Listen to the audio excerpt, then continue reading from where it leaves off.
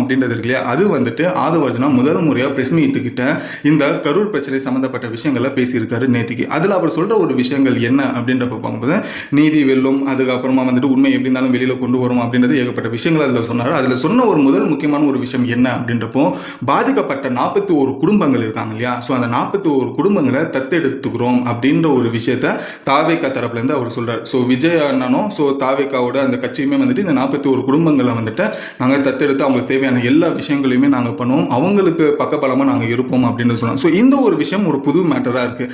ஏன்னா பொலிட்டீஷியன்ஸ்க்கு பொறுத்த வரைக்கும், தமிழ் பாலிடிக்ஸில் பொறுத்த வரைக்கும் இந்த மாதிரி பாதிக்கப்பட்டவங்களை ஒரு கட்சியை தத்து எடுக்குது அப்படின்ற ஒரு பட்சத்தில் இது ஒரு புது விஷயமா இருக்குது. ஸோ மேபி இது அடுத்தடுத்த தலைவர்கள் வந்துட்டு இதை கவனிப்பாங்க, இதே போல வேறு ஏதாச்சும் ஒரு விஷயங்களை பண்ணுவாங்க அப்படின்றத நினைக்கிறேன். ஏன்னா இந்த மாதிரி ஒரு விஷயம் எந்த ஒரு கட்சி தலைவர் சொல்லியும் நம்ம பார்த்ததில்லை. ஏன்னா ஒரு கட்சி தலைவர் டக்குன்னு ஒரு காசு எடுத்து கொடுக்குறதோ இல்லை அவங்களுக்கு தேவையான ஒரு ஆறுதலோ சொல்லுவாங்க.